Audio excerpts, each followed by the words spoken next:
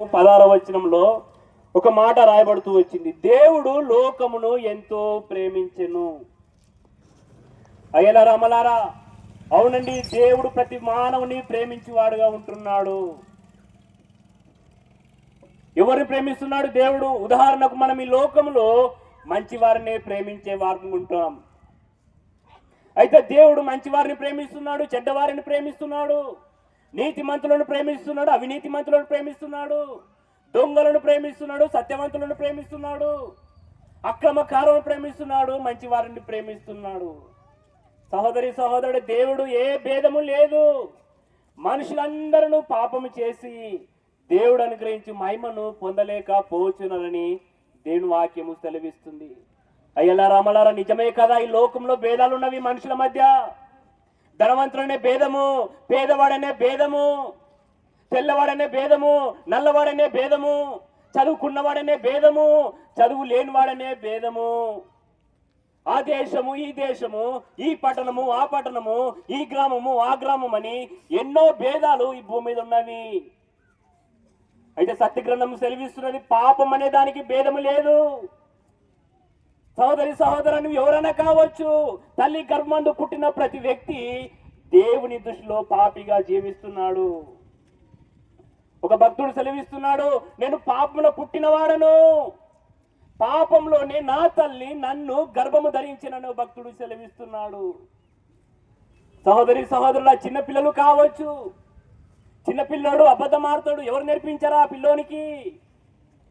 వాడు పెద్దగా కొద్దీ చెడ ఆలోచన, చెడ మాటలు మాట్లాడేవాడు ఉంటాడు. ఎవరు నేర్పించినాడు ఆ పిల్లోనికి? మానవుని స్వభావం పాప స్వభావం అని దేవుని వాక్యం సెలవిస్తుంది.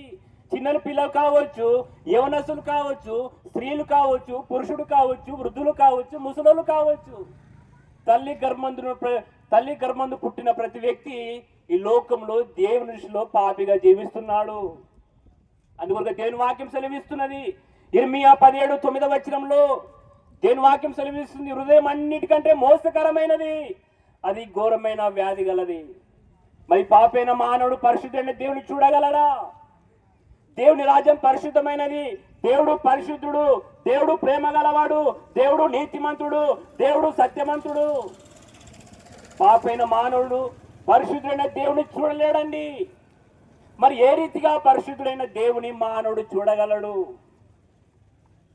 సహోదరి సహోదరుడు, దేవుని వాక్యం సెలవిస్తుంది, రక్త ప్రోక్షణ లేకుండా పాప క్షమాపణ లేదు.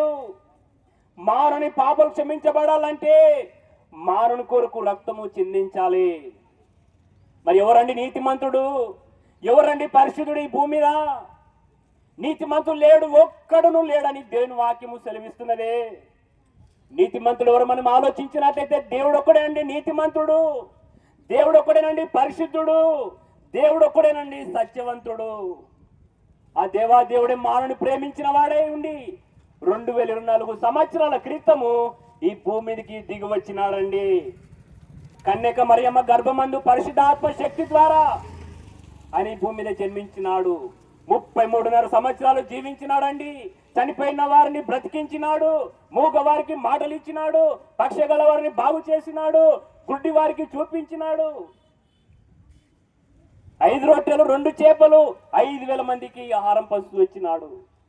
ఈ రీతిగానే భూమి మీద జీవించినప్పుడు, సంచరించినప్పుడు ఎన్నెన్నో అద్భుతాలు, ఆశ్చర్య కార్యములు జరిగిస్తూ వచ్చాడు సహోదరుడు. అంత మాత్రమే కాదు, నీ కొరకు నా కొరకు మనుషులందరి కొరకు ఒకడు చనిపోయేట యుక్తము. అయిలా రమలారా, పాపైన మానవుడు, పాపములో జీవించిన మానవుడు పాపంలో మరణిస్తే నిత్య నరకానికి వెళ్తున్నాడండి. ఎందుకంటే దేవుని వాక్యం సెలవిస్తుంది, ప్రసంగి 12:7లో మన్నైనది వెనుకటి వల్లనే మన్నైపోవును కానీ మనలో ఉన్న ఆత్మ ఉందండి, మనలో జీవం ఉన్నది, మనలో దేవుని ఊపిరి ఉన్నదండి. ఒక దినమున ఈ భూమిని విడిచిపెట్టిన తర్వాత, లేక ఈ భూమి మీద మరణించిన తర్వాత మానవుడు వెళ్ళే రెండు స్థలాలు. ఒకటి పరలోక రాజ్యం అనగా దేవుడు నివసించే స్థలము, రెండోది పాపం వలన వచ్చే జీతము నిత్య నరకము అనగా అగ్నిగుండము. అగ్నిగుండం తప్పించడానికే, మరణం తప్పించడానికే ప్రభువైన యేసుక్రీస్తు వారి లోకానికి వచ్చినాడు, మనుషులందరి కొరకు ప్రాణం పెట్టినాడు, సమాధి చేయబడినాడు, 3వ దినాన పరలోకమునకు ఆరోహణమైనాడు. ఆయన తిరిగి రాబోతున్నాడు. సహోదరి సహోదరుడా, దేవుని వాక్యం సెలవిస్తుంది, పరలోక రాజ్యం సమీపించుచున్నది, మారు మనసు పొంది సువార్త నమ్ముడండి. అయ్యలా రమ్మలారా, పరలోక రాజ్యం పిల్లాలంటే ఏకైక మార్గం ప్రభువైన యేసుక్రీస్తు వారు మాత్రమే. ఆయన చెప్తూ వచ్చాడు, నేనే మార్గము, నేనే సత్యము, నేనే జీవమును, నా ద్వారానే తప్ప ఎవడును పరలోక రాజ్యంలో ప్రవేశించలేడని. అయ్యా అమ్మా, పాపం పోడుకులని ఎక్కడ ప్రయాసపడుతున్నావేమో, బహుశా దేవుని వాక్యం సెలవిస్తుంది, నువ్వు ఎక్కడ వెళ్ళాల్సిన అవసరం లేదు, నువ్వు ఏం చేయాల్సిన అవసరం లేదు. నీ పాపల గురించి నువ్వు పశ్చాత్తాపడితే చాలు. యేసు ప్రభువా, నేను పాపిని, నా కొరకు ఈ లోకానికి వచ్చి నమ్ముతున్నాను, నా పాపల కొరకు శిలువలో మరణించి నమ్ముతున్నాను, నీ రక్తం ద్వారా నా పాపలు కడుగు ప్రభువా అని నువ్వు చిన్న ప్రార్థన చేసి చాలు సహోదరుడా, సహోదరి, నీ పాపలు క్షమించేవాడుకుంటున్నాడు, నీ నీతిమంతులుగా మార్చేవాడుకుంటున్నాడు. అంత మాత్రమే కాదు, నీకు శాంతి, నెమ్మది, సమాధానం నీ హృదయంలో కుమ్మరించేవాడుకుంటున్నాడు ఆ దేవుడు. ఈ లోకం ఇచ్చిన నిత్యరాజ్యం అనగా మోక్ష మార్గము, పరలోక రాజ్యం ఆ దేవుడు నీకు ఉచితంగా అనుగ్రహించేవాడుగా ఉంటున్నాడు. సహోదరి సహోదరుడా, ప్రభువైన యేసుక్రీస్తుని విశ్వాసం ఉంచండి. అప్పుడు మీరును మీ ఇంటి వారిని గొప్ప రక్షణ, శాంతి, సమాధానమును, పరలోక రాజ్యం మీరందరూ పొందుదురు గాక. మీ కొరకు ప్రార్థన చేస్తామండి. ప్రేమగల మా పరలోకపు తండ్రి,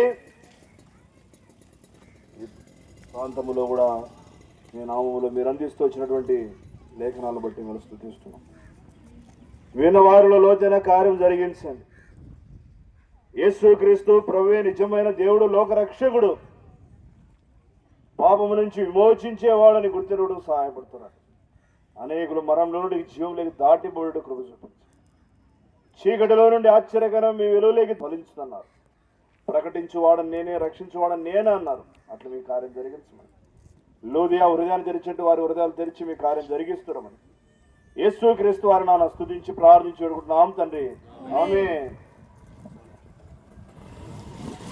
చెప్పండి, ప్రభువైన యేసుక్రీస్తు వారికి, పాప రక్షకుడు ప్రభువైన యేసుక్రీస్తు వారికి, రెండోసారి న్యాయపతిగా ప్రభువైన యేసుక్రీస్తు వారికి. హల్లెలూయా.